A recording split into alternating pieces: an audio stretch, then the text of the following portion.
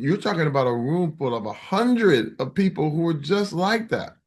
That's the biggest difference between this and other competitions, because the heart of a home cook, food is their love language, their culture, it's their story. And I love, love, love each and every one of them. All of these home cooks felt like they were family members to me. Brothers, sisters, grandmas, grandfathers, uncles, they just felt family. And I never felt more like family than I have on this show. Talking about this, Terry, how did you balance being entertaining host with also leading this competition with this contest? You have this relationship looking for this huge prize in the end.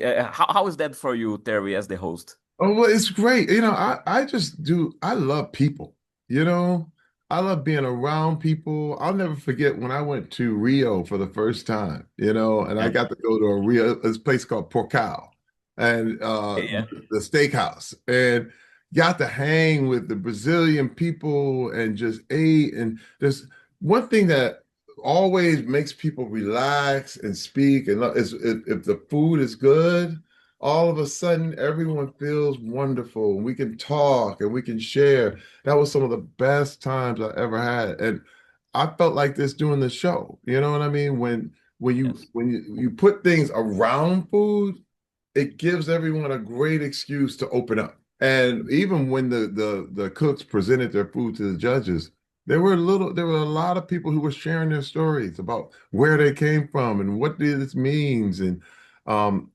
where they got these recipes from their parents, and this kind of, it was just personal. It felt great. yes. And I'm like that. I love that. I'm a people person. So that's the big thing for me. It was really not about balancing it. It was my element. These are my people. How is for you to present a TV show and act? How different is this for you? Do you prefer one, other, or no? It's all about people in the end. Yeah, it's all about people. It's not about difference. I think, because remember, we're talking about talent.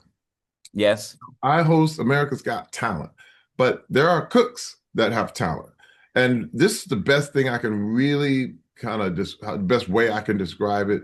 A great cook is like a great musician, because yes, it's like music. If you can put all the ingredients together and it makes something that's so delicious, it's just like being an amazing musician who can put all the notes together and make something that sounds so amazing, everybody loves it. You know, and that is the similarities. So it's very, very similar, but it's just one is food and the other is entertainment. You know what I mean? So, but yes, remember, if you are serving food, they call that entertaining. You know what I mean? yes. So it's the same Yeah. thing. Before that, you love food. You love Yes. to watch Food Network. But you enjoy to cook at home? How is that for you, Terry? Do you like it? Oh, I do. I learned so much doing this show. I learned what was good, what was bad, what I was doing wrong. I actually got to go to Alex Guarnaschelli's restaurant, Butter, in New York, and I Yeah. saw for firsthand how she loves food and how she cooks, and it was wonderful.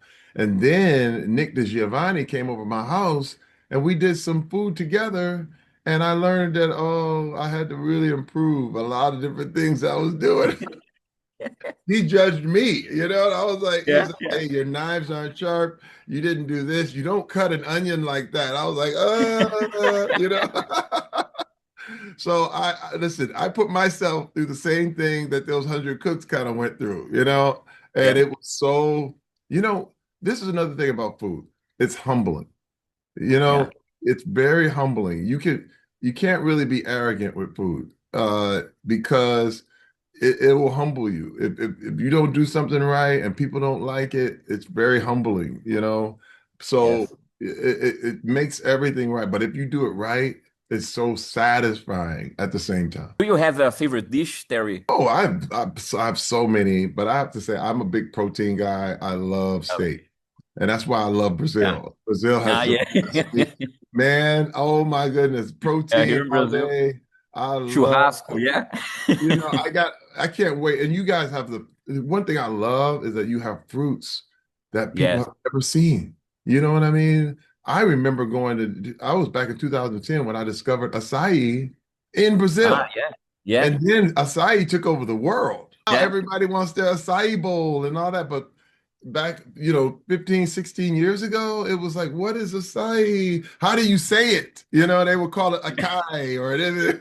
And I love acai now. And now there's so many fruits that you have in Brazil that we haven't even discovered yet. And I want to just kind of bring some of that stuff and make it wide all over America.